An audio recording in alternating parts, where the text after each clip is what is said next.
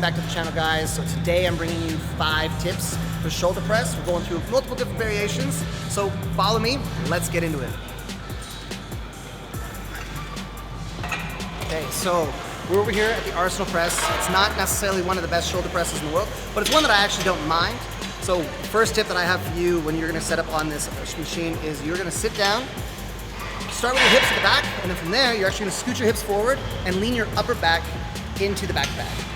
What this will do is this will create a really good angle for your body so that you can make sure you're underneath the weight and you can scoop it up the way that your body wants to work. Tip number 2 is you wanna make sure that you're always going with the line of pull. The thing is there's so many injuries when it comes to bodybuilding and being in the gym, and a lot of that is because people don't know what they're doing. The reason you don't know what you're doing is because you're not really thinking about the way that the bones and the muscles move. So most people, what they'll do is they'll get set up on this machine, and the first thing that they do is just grab the handles like this, and then they just try pushing into their hands. If you take a look from the side here, what you're gonna see is that my arm is at a diagonal angle forward, up and forward, which would be great if that was the way that this machine moved. But this machine goes up and back. So, second tip that I have for you is to roll your shoulder so that your elbows can be underneath your wrist. Notice how they're stacked perfectly right here. What this is gonna do is it's gonna allow me to push with power from here all the way straight up, and it's gonna make the movement flawless, as you can see.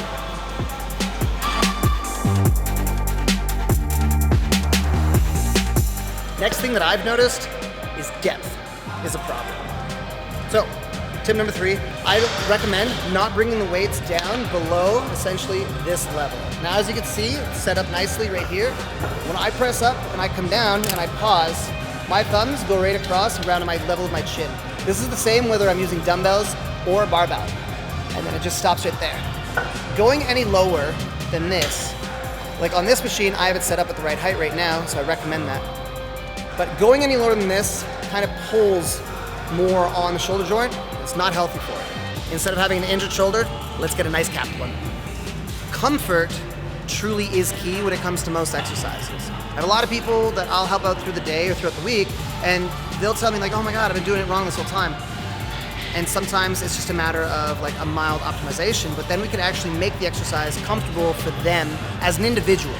So just because I personally prefer to use these outside handles doesn't mean that you need to use these ones, because there are inside handles here too. So tip number 4, go with comfort 90% of the time. Most people don't need little nuanced differences unless you are a top level bodybuilder, you have a coach that tells you otherwise. So with shoulder pressing especially, go with comfort. With these inside handles, a lot of times people find it a little bit more comfortable to be able to bring their arms in instead, to be able to try to push up and back. And so from here, I will roll my shoulders and my elbows underneath my wrists slightly, not as much as when I'm on the outside handles. One thing you'll note is that using these handles will use slightly less upper chest, but in the grand scheme of things, that's not a big deal. So whether you want to use the outside handles or the inside handles, go off of comfort. So whatever feels good is something that you will stick with in the long term, and that will be the best program that you can kind of go with. Oh, and simple tip number 5, put your weights away like a good human being. Nah, I'm just joking. We got another one over here. Follow up. Lastly, coming over here, I'm actually gonna set up with a bench with some dumbbells. Now, my tip number 5 has a mild combination in there, just because I'm putting it over to the dumbbells now. So a couple of things. First, just like how I mentioned with the seat over there, how I scooch my hips forward.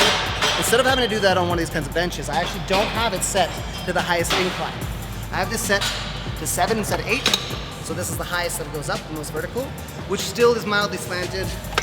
But for comfort, tip number 4, I recommend coming back a little bit more. When you're here and you're working with dumbbells, one thing that a lot of people don't realize is how muscle shortening works. If I'm gonna be doing a shoulder press with dumbbells, I'm thinking about my front delt shortening. Origin is up here, insertion is here. Essentially the muscle shortens and just tries to get point A to point B. So that's this kind of movement.